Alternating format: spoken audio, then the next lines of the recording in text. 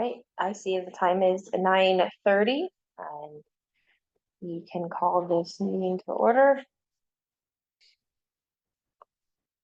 And does additions and deletions go now or after roll call? I'm sorry. The order, do we do ask for additions, deletions now or after roll call? Let's do it. Yeah, we do roll call first. Okay, Then we'll roll do call that. first. All right. So we have Director Lang, Here. Director Hill, Here. Committee Member Dolson, Here. Committee Member Adams, Here. and Committee Member Canty. Here. All present. All right, and this portion of the meeting is for oral communications for anything that is in the purview of the district and not on the agenda. I'm not seeing anyone in the room. Oh, we got, well, and no one online, but we have a committee member that would like to say something. I do. I actually have a comment. It's literally about things that aren't on the agenda. I just wanted to briefly get it on the record and then figure out what you want to do with this input separately. But based on our previous meeting, I was kind of expecting to see the board policy manual back on the agenda. Based on recent board meetings, I was kind of expecting to see the ratepayer assistance program on the agenda. Based on previous experiences on the admin committee, I was hoping that we would be able to assemble a kind of a table of pending agenda topics and maybe likely times over the course of the year when we might expect those to be addressed. And then lastly, I do have a concern about the agenda as it was distributed, just because it has insufficient information on it for the committee members to prep for the meeting. It doesn't really indicate at all what we're supposed to be doing or thinking about or considering. So I wanted to get those 4 items on record. They're all about the agenda, and that covers it. Yeah, I think this is a committee communication. Is that an area maybe that we could discuss that a little? Yeah, we can. Better. Well, yeah, we Yeah. can. Well, actually, we can go ahead if you want to discuss it. That's fine. Yeah, actually, we will be bringing the, and I guess that's on me. As my understanding is that once this committee reviewed something, unless it was directed to come back, it would go to the board. So in the future, I'll be asking you as we go through items, will you want this back or are you ready to go to the board? So that we'll avoid those miscommunications in the future. And so, but I'll talk about this item that's before you later when we come up to that item on the agenda. But again, given that we at last meeting I asked what topics we would like to discuss, we came up with 3 or 4. So if you have a particular one that you want to, put in for next month, let me know. Otherwise, I'm just kind of taking them down as they come up. This one that's before you today is an item that really doesn't have anything to do with this committee, but everybody else has seen it. And so I think it's important for you to look at it because these are vital decisions that we're going to make for long-term planning. So that's why it's before you. But I'll talk about that later again. So again, if you see an item that you'd like to, that's one of the things I think at the end of our meeting, towards the end, where it says community communication. If you have an item you specifically want to see at this the next meeting, just let me know and we'll add it. So it is kind of, this is your committee. I kind of want it to be driven by you more than me. Because if I have my topics, we'll be talking about ice hockey and baseball all the time. But anyway, so it's your committee, so own it. So if you have something that you want to bring up, please do. And if there are items that, for instance, that aren't in our purview or shouldn't be, we'll talk about that. But again, this is your committee. I want you to drive it because your time is valuable. So so let's have it so it's a good time by all, and you're getting the information that you want as members. Thank you, Mark, for those comments. I think they were important. Okay, well, do we have any additions or deletions to the agenda? None at this time. Okay. Then we'll move on to new business, and our first one is the review of the capital improvement project list. And I think, John, you're going to keep. Yeah, so if you want a bigger copy, this is on your computer. It's like too small. If you want a big copy, I printed some out for you. You want to look at it? But this is basically, if you look at the back of our budget in previous budgets, there's listed like 40 some odd capital projects. and they're not in any particular order. And more importantly, no cost is associated with those. So what I had staff do, this is our first stab at it. I had staff, engineering, I had environmental, and I had operations to a small extent look at this. And I told them that each committee, each one of those areas, Chris in environmental, Garrett in engineering, and James and Andy, again, small extent, ask them to, in their minds, prioritize what projects they saw as being number one and being number two. You want one of these? Something I can read. There you go. So, and then, so each person did that. And then I asked them to put a cost to that. And then I had them get together and discuss and come up with a priority list as a whole. So we wound up with 3 essential priority lists down to 1. And so they had to justify why they were talking, about that top. Why was that project number 1? What made that stand out? And then so over the time, and I told them too that the projects I wanted them to concern themselves with were specifically, we're on a 2-year budget. So by the way, so if you're not familiar with our budgets, we do a 2-year budget. So I wanted them to look at projects for the next 2 years and then projects for the next 3 years beyond that. So a total of 5 years, because I felt that projects, anything further, there are other projects out there that are further timelined out, but to put those in a priority and or associated costs to those, I felt was at this point futile, because we don't know what 5 or 6 years from now what cost of anything's going to be. So those weren't included. So here you have what we're projecting for the 25-27 capital projects list. And if you don't know what they are, their names are down there. But in this area, this is a description of the project and what it entails. And so you can kind of match them up, because you got to kind of look a little bit, because they're not exactly in order. But again, this is from staff's viewpoint.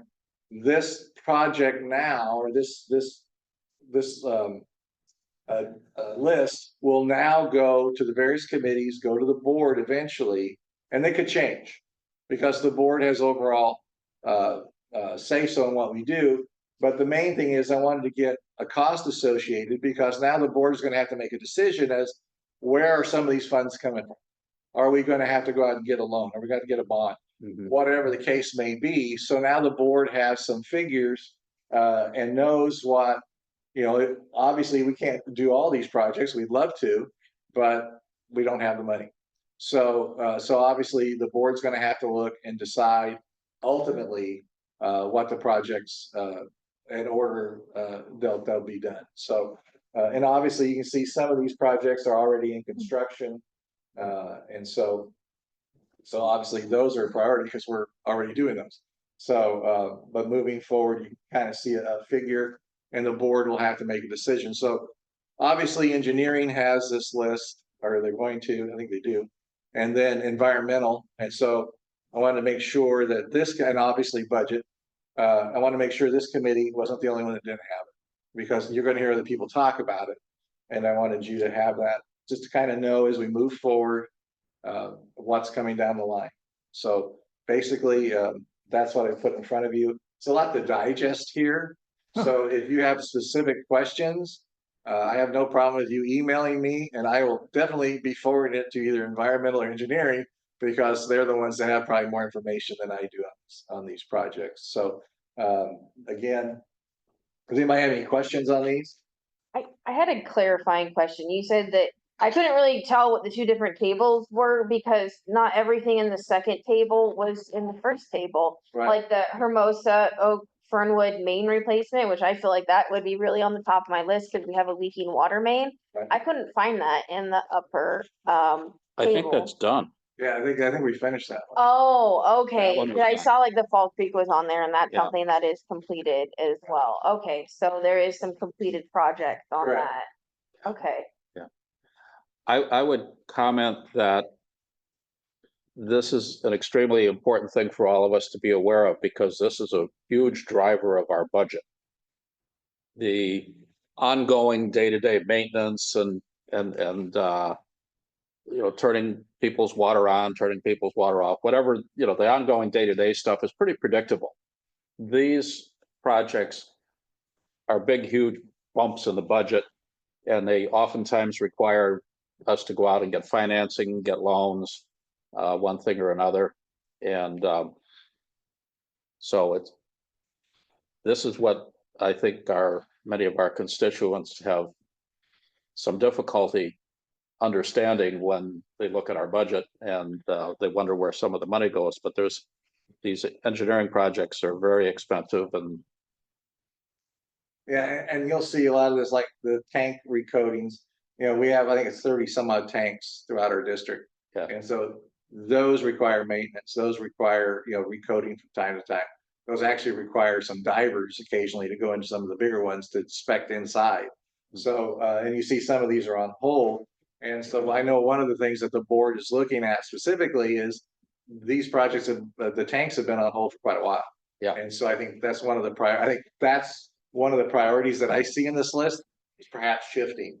And again, I think the idea too is for us it would be nice for us to get on, when it comes to the tanks, especially to get on a schedule as far as, these will be done every, whatever the requirement is, but get them on a schedule where we know that we're going to knock out 5 tanks a year or whatever, whatever the case may be.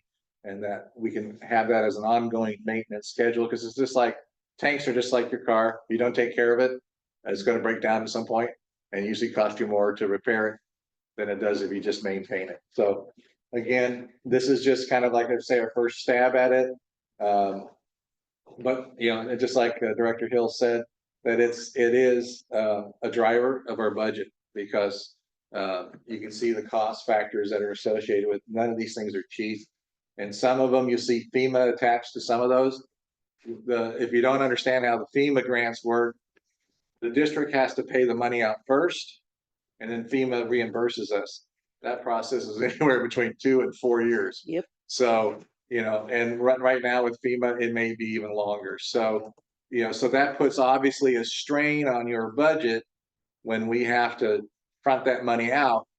There's a hole that's not going to be filled for some time, and there's no guarantee that it ever will be filled. Yeah. You might have an obligation from FEMA, but that doesn't mean till the check's in the bank, I don't count it. But anyway, Yeah. So that's just something that you can see here, and you see some of them FEMA 75%. Well, that means of that project we're responsible for 25%, and we're not going to get that money back.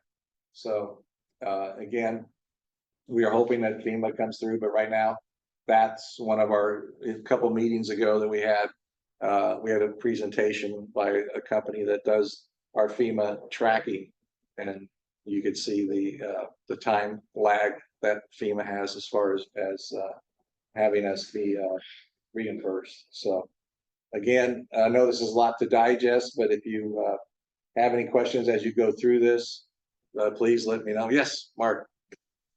Thanks. I have three Yeah. initial questions that maybe that I just missed something. Quick reminder for me. So the color coding, some green, some yellow. That means what is that? Those are questions that Garrett has, or some of the staff has. It says, do we need 2 projects? Do we need 2 projects? So under the green, it's either on hold. That means that those projects may be combined, if I understand right. The yellow means that these are ready for bidding. It means that these might be already going down a certain path. So these may already be approved prior to budget year 25-26. Great, thanks. And then I wasn't clear. Is this list in any kind of priority order or not? It is in priority order according to according to Chris, Garrett, and operations. That's what they came up with. Okay, This is their staff. It's got to go through committees and now it's got to go to the board. The board can change it any way they want. As long as there's money there to do it. that's great. And then my third question, I think I know the answer. Did they generate any explanatory text for their prioritization? Not yet, but if you ask them, I'm sure they could tell you. But yeah, they didn't, and I didn't ask them to. I just told them that, you know, come up with a reason why you did it. It's not in here, you know, so it may be, yeah, the reason is that, you know, we're spending more time fixing it. Let's just go ahead and replace it. It might be the loudest, you know, I told them, because I wasn't gonna be in the room to influence them, I didn't want to do that. I told them I don't want the loudest voice in the room to be the one that gets all the priorities, right? So kind of wanted some explanation with that. So I think that's one of the things the board will be asking, or committees will be asking staff is, okay, why is this one number one? And so and they'll be able to generate an answer, hopefully. If they don't, and it's like, well, it's the loudest, you know, Maybe it isn't voice in number the one. room. Maybe it was not number one, yeah. So again, it's just again, you know, it'll be, because it was tough, because when you looked at the three lists, no three of them had the top 5 things as the same one. So it was, you know, there was a lot of difference there. So obviously, you know, Chris is looking at from an environmental standpoint, his priorities are different than Garrett looking at it from an engineering, versus Andy at operations, who's like, I'm tired of fixing this pipe. Let's replace that 200 feet of pipe. So obviously, you know, there was a diversity in the listing. So I think it'll be very interesting moving this thing forward to see where this is today and where it winds up when it's finally approved. I think you'll see a very different document. So, Mark, just a quick comment for you. I just have a really quick one. So I only said 3, but I had one word to that. Are you envisioning this coming back to this committee next month with more supporting? We can actually, what I would recommend is that we have, you know, the 3 here, the 3, you know, have Garrett, Oh, have Chris, and have Andy here so that they can answer these questions, because they can answer a lot better than I can, you know, so, and so they can kind of talk about the process, and they may have wind up, since they put this together, they may wind up saying, yeah, you know, I thought about it, and yeah, I don't know how come we got number 6. I think it should be number 8 or whatever. So I think having them here to explain their process and their thought process is a lot easier than, or better, more accurate than having me try to guess. So Mark, the engineering committee has this same list in front of them. Mhm. And their agenda packet has substantially more backup information. And if you're interested, I'll arrange to get that to you. Thanks. Because there's, you know, they've got a lot more of their justification and why they want to do things the way they have. So, I'd appreciate it. It just makes Yeah. it more meaningful to me. if, ladies, if either of you would like, Yes, I'd love to look Yeah. at that as well. We'll Thank you. send the engineering packet to all of us. okay, we'll do. Because that's got a lot of, you know, this is kind of, well, why are we doing that anyway? And there's a lot more data in the engineering packet. Thank you. You bet, we can do that.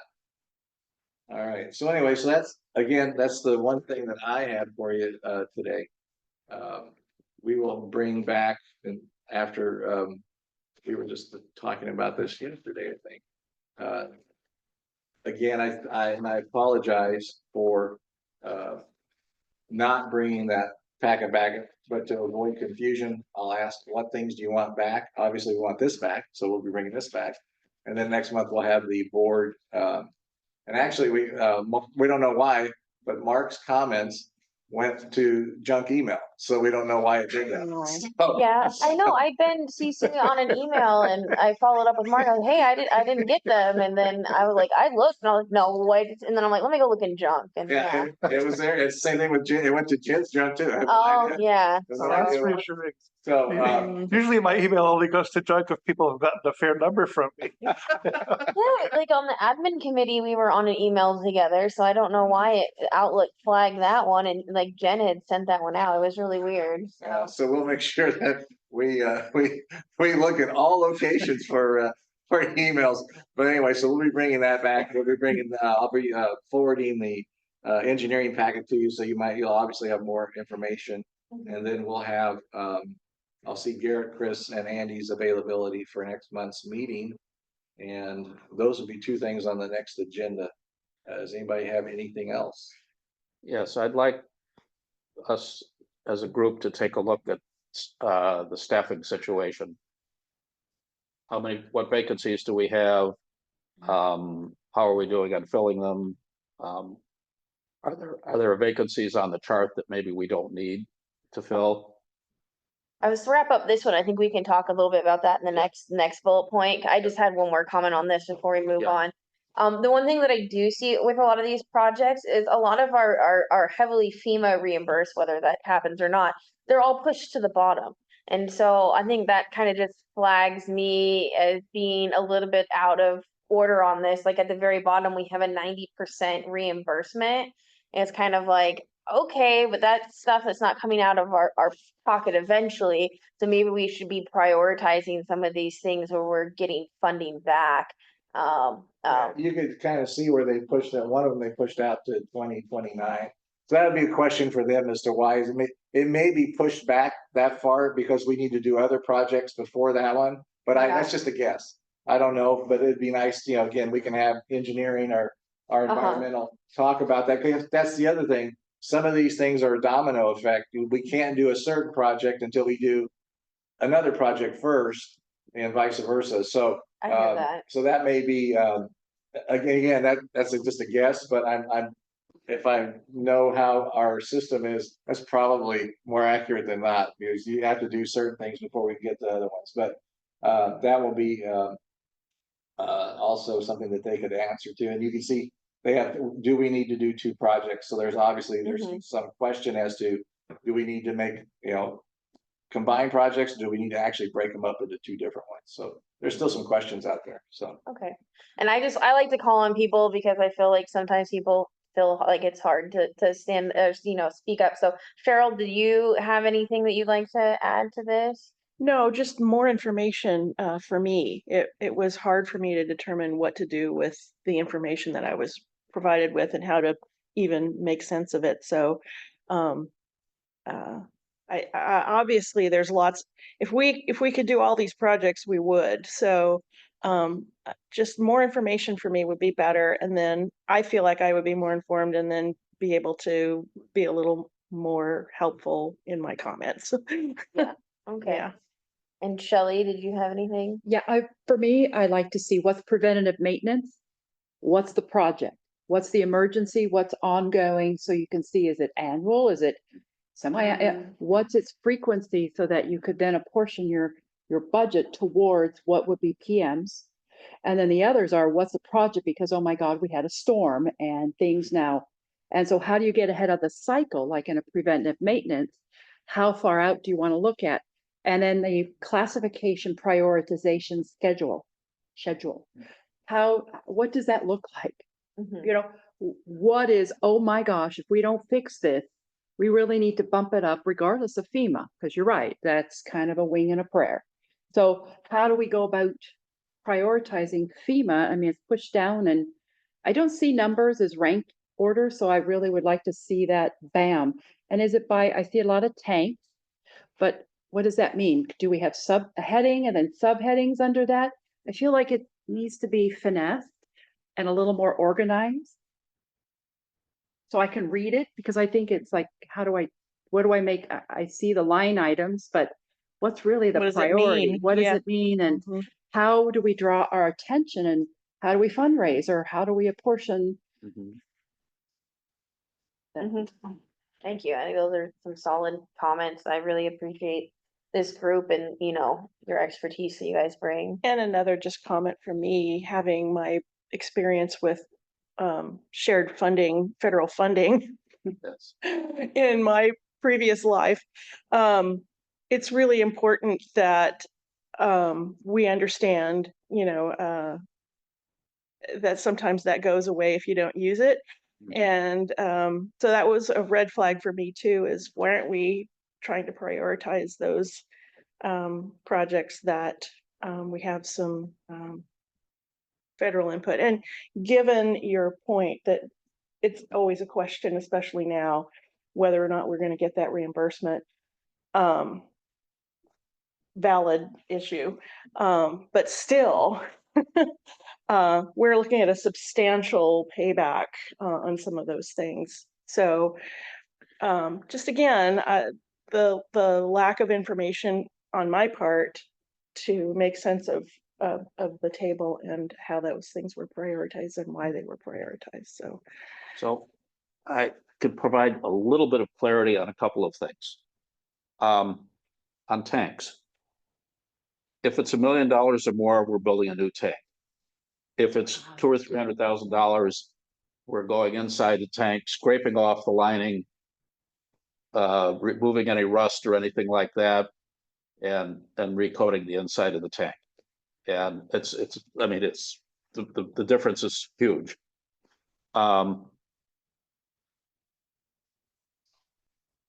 In terms of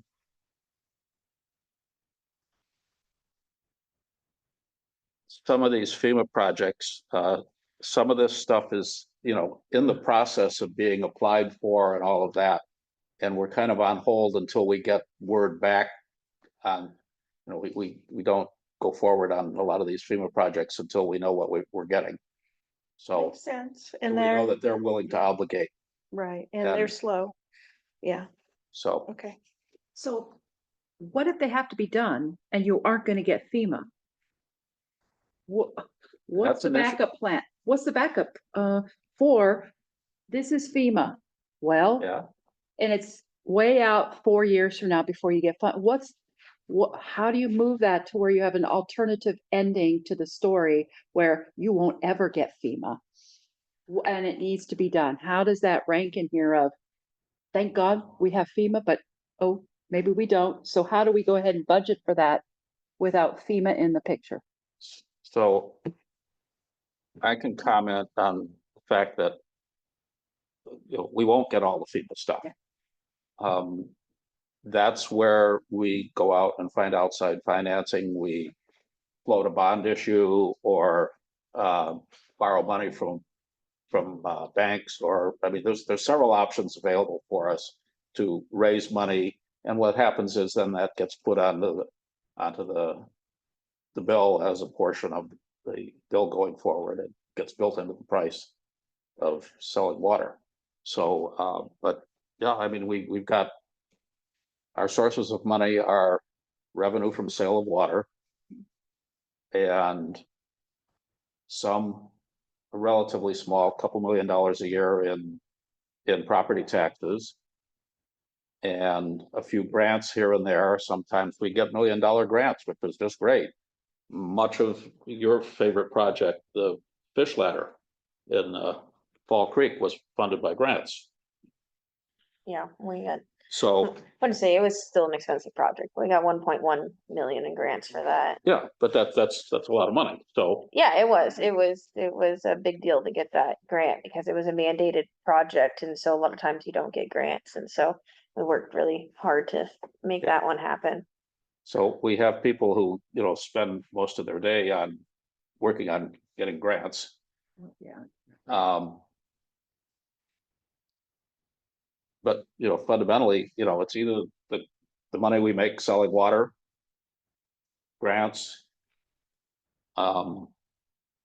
loans, and reimbursement from FEMA, and that's about it. So, We really need to be looking at that Prop 4 because I do a lot with parks and like they're having a hard time with getting hold of people with the federal grants. And so we need to be probably relying more on state grants. mhm. And that Prop 4 is a pretty secure money source that was on our ballot in the fall that got passed. And so like the what is the Coastal Conservancy, like they just opened like a whole grant package with some of that money. So Mhm. I think really for the water district, they need to like look statewide where that funding is going to be more stable over this next administration period. Yeah, I think the federal grant situation is going to be very Yeah. uncertain for the I've next heard several right. years. And So how understandable. long do you defer maintenance on some of these projects that might, deferred maintenance is where you get into trouble. Yeah, Yes, You gotta have, this is my drop. Yeah. You can't go past this, and you know, you want to keep ahead of it because then it becomes a bigger problem because costs of all kinds of things are going up. So Mhm. how can we cleverly work around that so that we can, these are basic necessities. Yeah. You know, I would say that, you know, this is my personal assessment and I'm not an engineer, but I think our biggest ongoing maintenance risk is tank recoating, frankly. Hmm. Because what happens is you've got a steel tank and it's lined with essentially a paint-like material, a plastic paint-like material, and that wears out over time. And then the tank starts to rust. And if the tank starts to rust, you know, you can get you can go in and sandblast it off, but eventually if you let it get too far, you've got to start replacing whole panels in the tank, and suddenly you're looking at $1 million mhm. repairs. So, you know, we've deferred tank maintenance for several years now, and we need to, that's something that I think, Yeah. Go you know, up. that this goes to the engineering committee, but they need to be really looking at that. Mhm. And I know Director Fultz, who's not here today and is not on this committee, is very concerned about tank maintenance, brings it up frequently, so. Yeah. But I think even with like to kind of circle back to that FEMA stuff, like I don't feel like we should be so worried about that FEMA is not paying out right now for future projects, because once we get these kind of projects going, it's going to take a while to get them completed, and you have to have the project completed before FEMA even reverses. So hopefully we'll be 4 years out-ish, and then we can kind of start back into that cycle. So hopefully. But yeah, do we have any other further comments on this? No. All right, well, thank you for bringing this list to us, John. Yeah, I'll get you more information. Again, I just wanted you, because you're gonna hear other people talk about it, and so just kind of want you to know what we're doing. And again, we'll give you more information. I'll get the engineering packet out to everybody.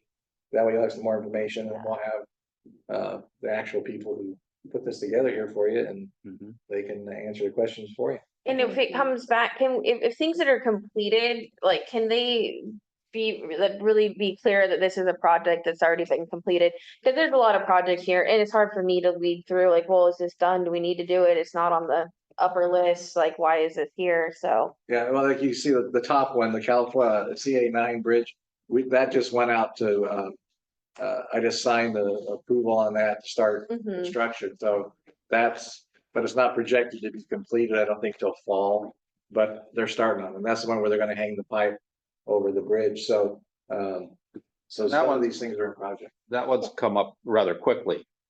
And it's because Caltrans is rebuilding the bridges and reworking They're these out there today. and, you know, they've told us, you know, get your water pipes out of there. Yeah, some of them, We're rebuilding the bridges. Yeah, and just, you know, you were talking about things that come up over the weekend. We had somebody fell the tree, and when the tree fell, it broke one of our water lines. And so a whole section down by Felton was, or down by Scotts Valley, was out of water for quite a few hours. And we had, of course, it happens on a Saturday, and we have minimal crew, and they're calling all hands on deck, and they get out there, and it's an old asbestos pipe, which is, you know, back in the 80s. Asbestos cement. Yeah, so they had to get that out, and then when they got it all buttoned back up, they found another leak in it down the line, so they had to go back and do it again. So those are kind of things that, you know, again, that was not a huge project, but obviously it's not in our budget, and whoever felt the tree probably will be getting a bill from us. But anyway, but the idea is that, you know, those things pop up, and so you know, and so you had residents without, you know, water for 10, 12 hours, some of them. And our crews out there, you know, they're calling everybody they can on a Saturday. You get out there and got to dig it up. They got to, you know, find where the leak is. You find one, that's great. But then, you know, when you pressurize the bank, that's the other thing. The way this thing pressurized, you had to do it in increments. So you had to pressurize a couple of tanks, and then you had to recharge the lines. Then you had to wait and so it took a while to do that. So, but anyway, those are kind of things that you can't wait on. If you have those kind of emergencies, you just got to do it, you know. So, you know, the district does have some reserves that it can spend down, but it's obviously, just like Director Hill said, that's why we're looking at, how much can the district bond? How much does it want to bond? How much can we afford? And then when you do take a loan or a bond, you have 3 years to spend that money. And that sounds like a long time, but when you're trying to get a project going and up here, you only work certain times of the year because, during the winter, most construction companies are not going to be wanting to dig a water line. So, so there's a lot of factors that go into that. So, but again, there's a lot of balls in the air and we're trying to keep juggling. So just as an aside, I happen to live in the Scotts Valley portion of the district, which is basically the Whispering Pines neighborhood and Manana Woods. I didn't notice any water outage over the weekend. It might have been in Felton. It was I Felton. can't- Was it Felton? Felton. Okay, Felton. Sorry. Then runs away. Yeah, there it is. Okay, yeah, I was gonna say, I didn't notice Yeah, that. that's So I it couldn't was a remember. big foothill, Yeah. that whole area.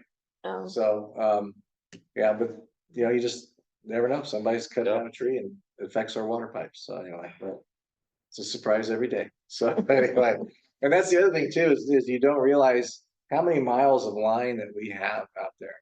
And it's 200, was it 290 miles, I believe? 190, Was it 190? 190 miles of pipe. Yeah, of pipe, and it's not curb and gutter. If you're running a water district down in the valley in flat land, it's a pretty easy job. But here, some of this stuff, it's basically we have to helicopter stuff in or pack mule it in or you hike it in, and the terrain is tough, and so it's a lot to take care of. So, but you guys do a great job. Well, I don't know if it was quite understood. Since you went up to the other table, I was specifically talking about the capital project descriptions table. That's the table that I have the most issues with because like the Fall Creek fish ladders on that. And the other one that I pointed Okay. out, like that other one with the leak, that was completed. I mean, just even highlighting like, Okay, I like red see. means done. Okay. And I then see. also like you have like the dump truck on there that's not on the other one. And like, I don't think the forklift is. So just like, it doesn't completely match up for Okay. me. And so that table was really confusing when I had no other information reading the board packet. So if there's any that are on that one that are just completed, like just even color coding is fine. Okay. All right, well, we have no one in the room and no one online, so we won't have any public comments on this one. So we can move to committee communication. I think that I'll let you start this, Director Hill, since you were kind of saying some things that you had wanted to bring to the board or to the committee. Yeah, basically, one of the things I'd like us to do is take a look at the org chart and the staffing and where we have vacancies and provide some input as to whether we need to fill vacancies or maybe change them, et cetera, because the org chart hasn't changed for several years. And there are some positions that have been open for quite a while. And if we don't need that position, take it off the chart, for example, or maybe redefine it. So I'd like to have us take a look at that going forward. I think the admin committee is probably the appropriate place to do that, so. So are you saying like the date it was posted? And then the time it took to fill the position or how long it's been on the book? Well, some of these positions have been on the org chart for quite a while, and they might have been vacant. There's a couple of positions that might have been vacant for several years. And if we're not trying to fill them, take them off the org chart and maybe or redefine what they should be. Mark? I fully support that. I just hope that we can even expand our inquiry because to me, it would be worthwhile for us to collectively understand not only what positions the district feels are important to fill, but what its plans are to fill those and what's working, what's not working. We know recruitment is a major challenge. And so it's not sufficient to just say, well, we're looking, Yeah. or it's not sufficient to say, well, we're waiting for this position to be filled and then we'll look at this one. I mean, I'd like there to be, a better plan for how we'll prioritize and move fast. Sure, Shelley? So I think looking at length of time, position descriptions also, that goes with the org chart. If you're saying you can't fill them, what is the position description and why aren't you? So that's why when you post a position and you're not filling, usually your hiring department works with the specific department to say, we're not filling this. It's been 30 days, 60 days, whatever your time frame is. What do you want to do about this? Mhm. And is the relevancy of the posted position to your needs? Is it a updated position description? Mhm. Can it could be combined with another? I mean, what Yeah. what does it look like? And how is, again, relevancy? And if you're not getting nibbles, what is it? You know, so that's, job descriptions should probably be refreshed Mhm. for their content and what you're asking the position description to do. And does it fit the needs of the departments with which it will support? Mhm. I don't know. I don't know. I mean, You know, I do know that we have a couple of positions that have been vacant for a long time and we haven't been actively recruiting for them. So Mhm. maybe we don't need those positions. But so you've done without them. Yeah.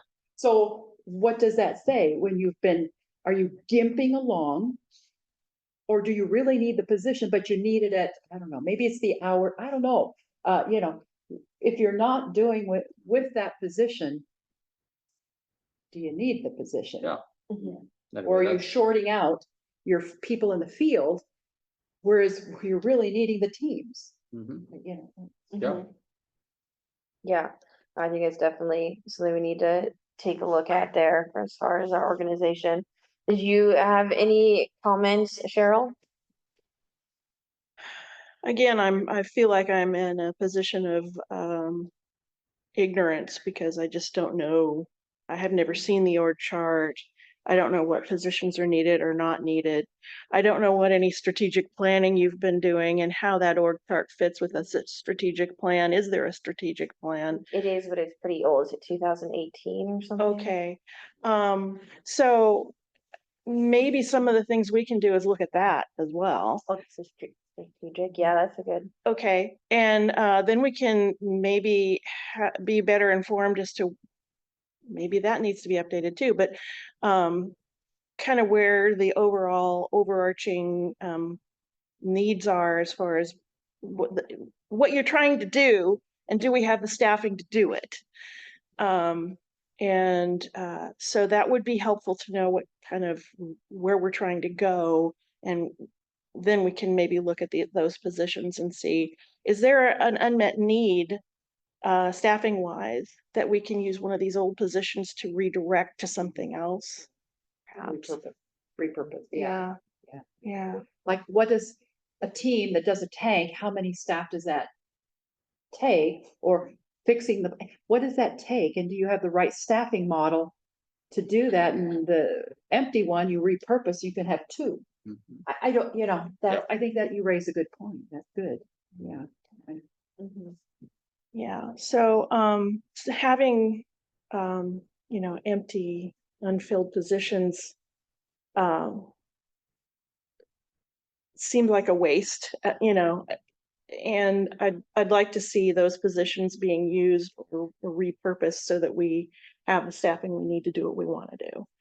So, so could we get some information on? Yeah, in fact, I happen to be looking at the org chart right now. Okay, That's one of the great, things I've been great, doing. So, great. yeah, so I can send you what we have now. Mhm.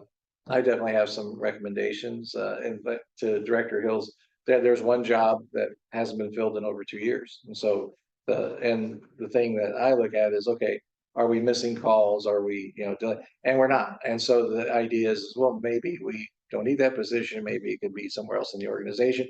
Maybe it's not needed at all. One of the other things we're looking at, or I'm looking at specifically, is, can we share some people with other entities? For instance, like a construction inspector. When you're building something, you need a construction inspector. But when you're not building anything, unless he's doing something else for you, he's sitting on his hands. So the idea being is, well, maybe us in Scotts Valley could share a construction inspector, an hourly, something like that, to where Mhm. it's not a burden on our full, because when we pay a person full time, you buy the benefits, you buy everything. So Right. so is there a way that we can, still get the job done, but do it in a more efficient manner, which helps because they're having the same problem we're having because when that guy's sitting around, he's not doing anything either. So, maybe there's a way that, we can, I know that when I was a city manager, we did that a lot with our animal control. We actually contracted out with other agencies to do our animal control so many hours a week. And it worked for us because, we didn't need a person full time, but we needed somebody occasionally. And so we got them for so many hours per week and it worked for us. So just kind of doing that, and because every one of these districts has to have, certain things, but maybe we don't need them full time. So maybe we can share that job and maybe that works. Don't know. Maybe everybody says, no, we're keeping our guy and we're not going to share him. Okay, well, whatever. But anyway, if you don't know, you don't get. So you don't ask, you don't get. So those are some of the things that I'm looking at. But yeah, I'll give you the org chart as it currently is, and then like for instance, you'll see our finance director, it says vacant, but one of the things I like to put in there is that we do have a consultant finance director. So it's not like we don't have one. We have one that we're paying as a consultant. So I'll put that person's name in there so that otherwise it'd be a misnomer. You would think that we don't have anybody doing our finances. So I'll put that as a consultant. You'll see that in there. That's So, helpful. I think that's also something that as a district, we kind of just post things and hope people apply to them, and something that we need to be doing a lot more, like active recruitment, especially for like those bigger positions like the finance director, instead of just like hoping someone good comes to us, you just be more active in that process. And so as far as things that like I would like to see come to the committee, I know that we had discussed this at 2 meetings ago, that the rate assistance program was going to come to the committee. So just reinforcing that comes back and we can discuss that a bit, because I'd really like, I know that there's like some issues like with donations, but at least the district is keeping up with these rate increases for our low income people and helping offset that. So that's something that's really important that I would like to see become before the districts. I think that the board policy manual is going to come back again. That's good. We also had the other policy manuals that are in there. And I think like making those a little more robust for like our employees, the personnel, what they should be doing as far as policies, and making sure that the district is protected as themselves as well, that everything is really clearly laid out in those. And I don't know if we went as deep with that last time when we were reviewing that, just making sure like our drug and alcohol policies and all of that is up to snuff.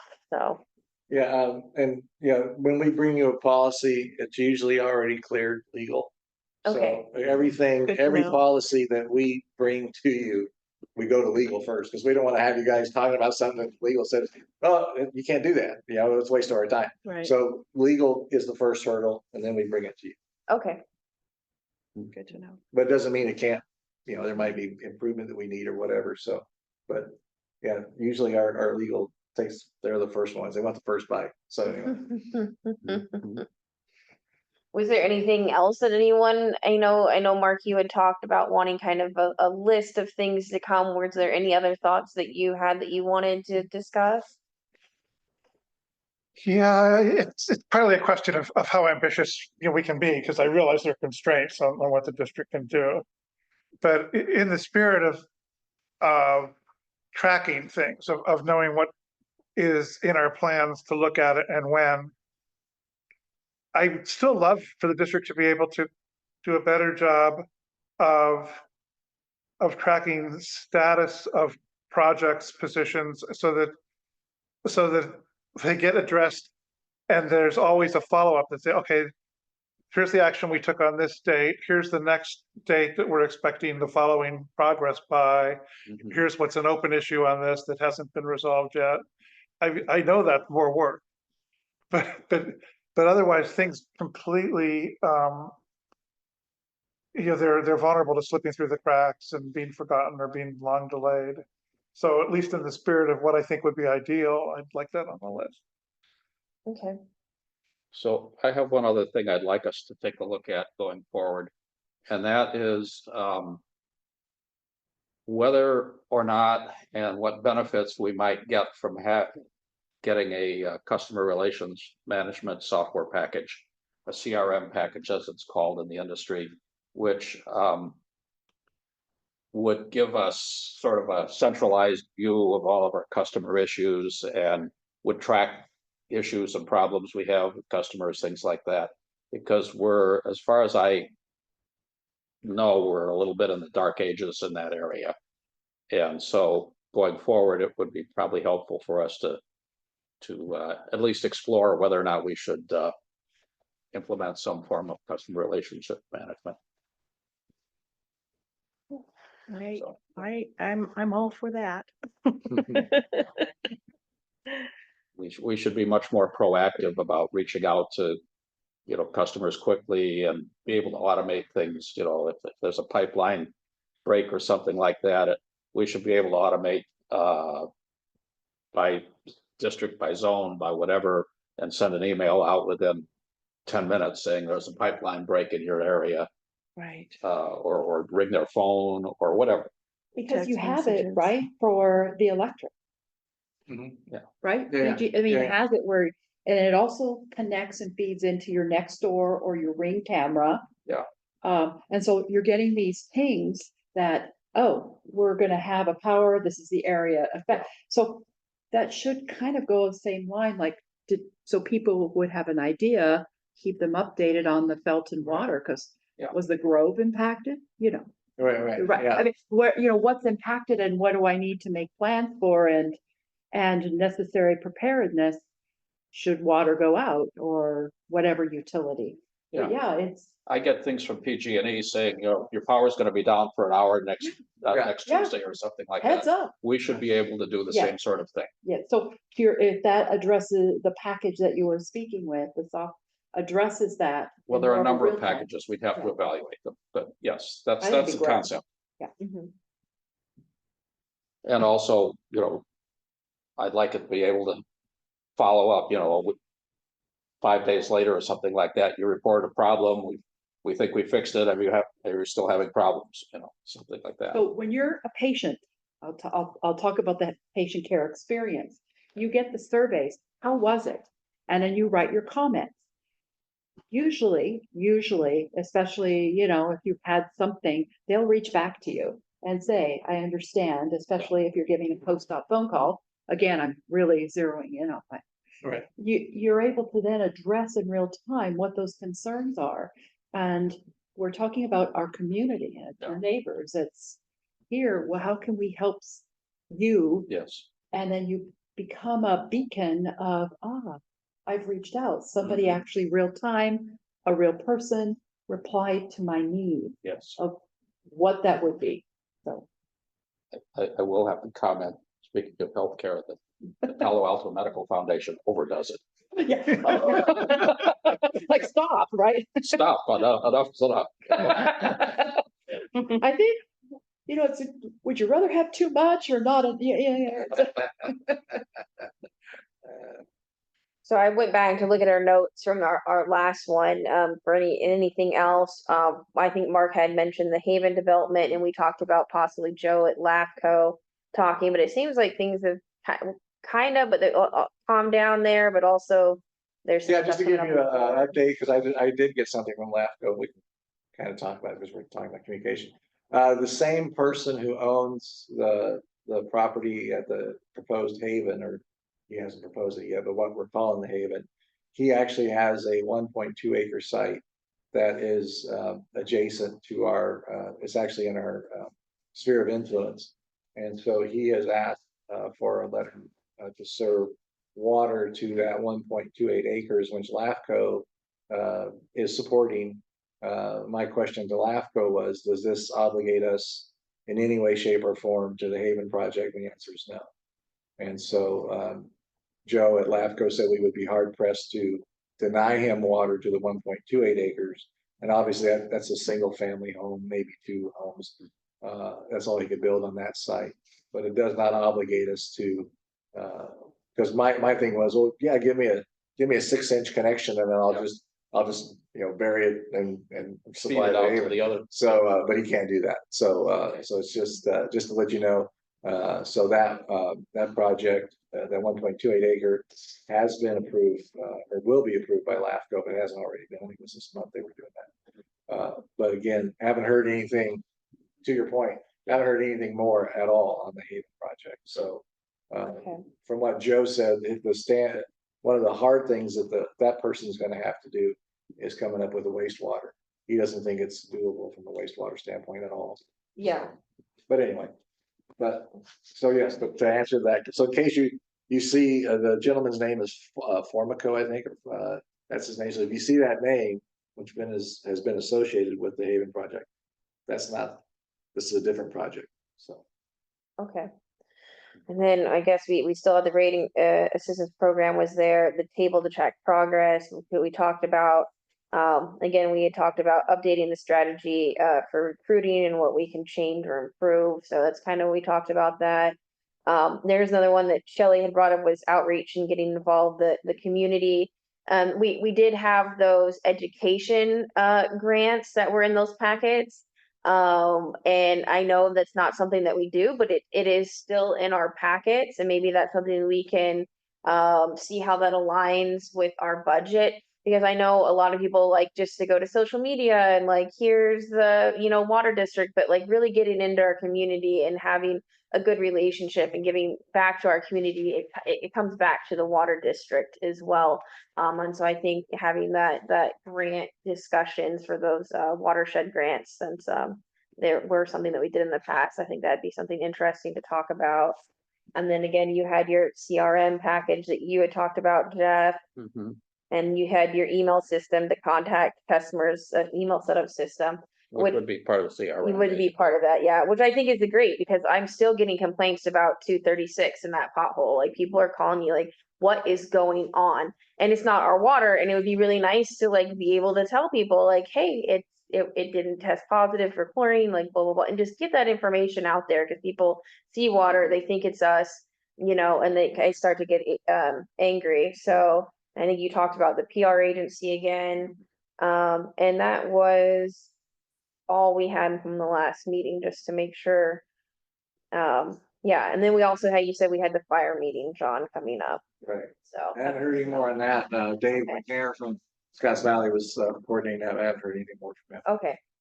So just circling back to everything, so we Yeah. keep it.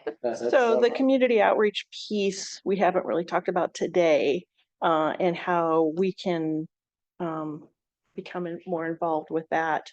And something came to me later on. It was kind of like a duh moment, but utilizing the radio station to get your message out, whether it's a new project or soliciting information on a particular, you want community input on something, or just having that public face. That's another venue you can use to get your information out there and have that touch with your community. The radio station will read on the air if you have a flyer you give them about a particular meeting or a particular topic. If there's something that's going to happen, like a big project that's going to impact somebody's water, you can ask for that to be announced. We could do interviews with people on what's going on in the district. So I'm not sure how much you've utilized the radio station before, but it is a community radio station, and I'm involved with it. So you have a friend at the radio station. And that's what we're there for, is community outreach. And we're there to entertain, but it's also to inform. And so just throwing that out there as an idea, as a prong to that community outreach communication thing that we might be getting involved with. Yeah, and I don't think maybe John doesn't know this, but our radio station is actually owned by Parks, and there's only one other park district that owns their own radio station. and Right. It's in Hawaii. Right. Yeah, and so Right. it's like a really Educate. special thing for us. And I also sit over on the master plan task force for parks, so I also have a connection over there to kind of help facilitate any of that. But it's great that you're working with the radio station. That's a fun little treat that we So- have. He has his hand. Oh, yes. They have their antenna on our tower. Oh, So okay. I've been up there numerous times with Tina Davies, RJ or Redneck, other people. So Yeah, Tina Okay. Davy is the station manager. yeah. So- their antenna's on our tower. Okay, so, I didn't And even so is the know sheriff, so it is was the a school radio. bus. oh, We That are sounds you, like- you are us, we are our community, you I know? didn't even know there's a radio.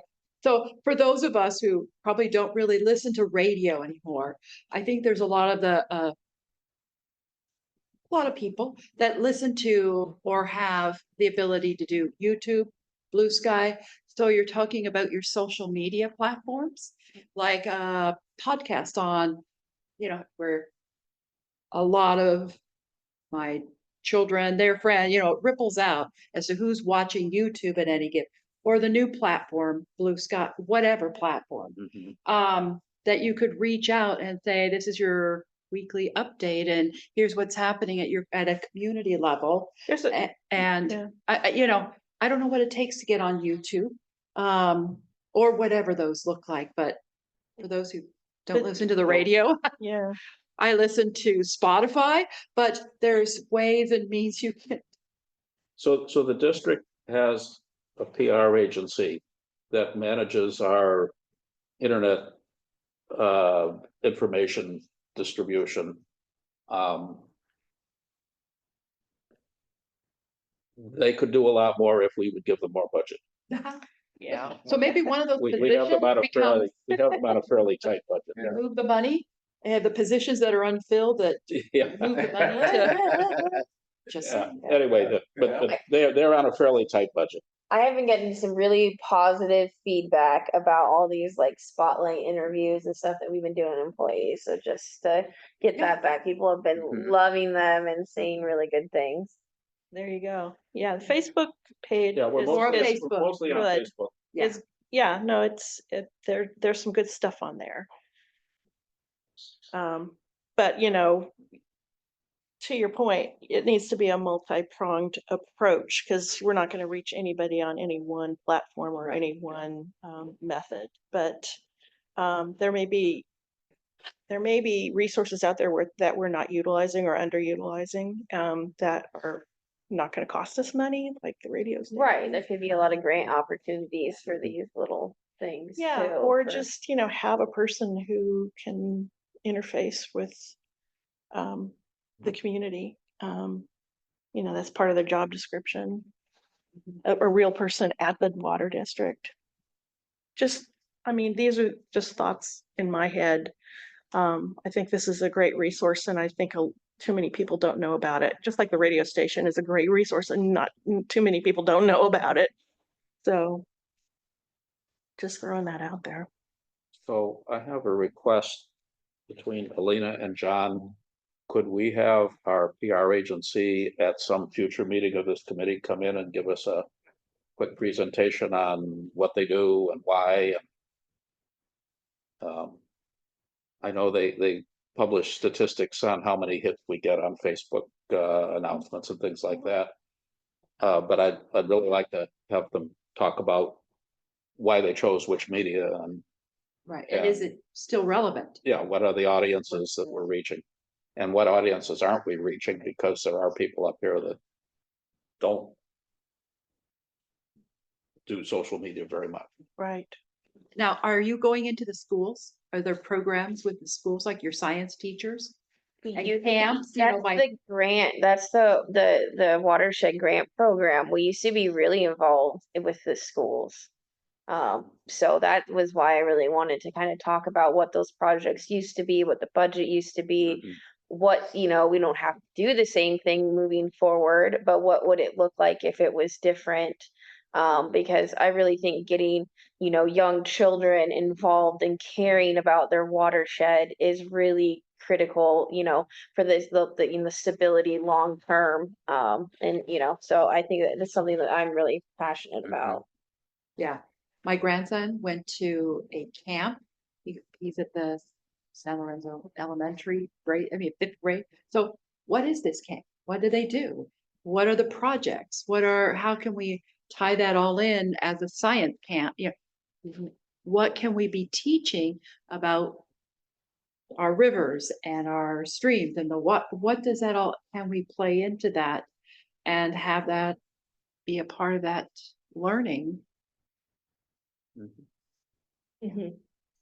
Yeah, yeah, I was, I got told who used to head that whole program, and I actually know her, so I was gonna reach out and kind of like get the history of it, because like Chris, our new, I guess, environmental programs manager, am I saying that right? All the titles keep changing. Yeah.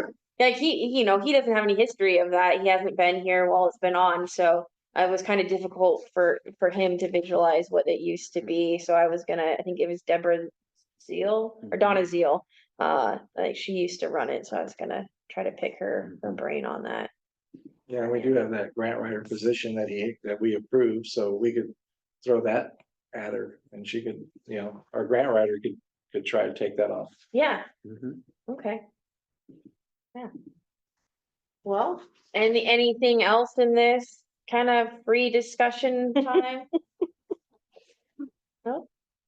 We're all good?